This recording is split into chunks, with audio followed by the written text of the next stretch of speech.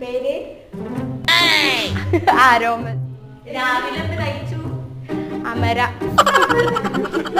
കല്യാണത്തെ പറ്റി എന്താ അഭിപ്രായം? ഒരു സുഖമില്ല. ഹസ്ബൻഡ് എന്ത് ചെയ്യുന്നു?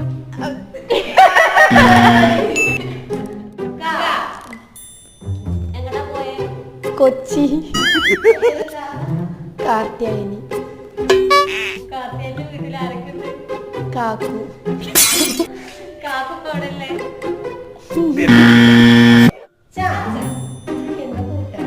ചമ്മന്തി. ചാത്തമുണ്ട.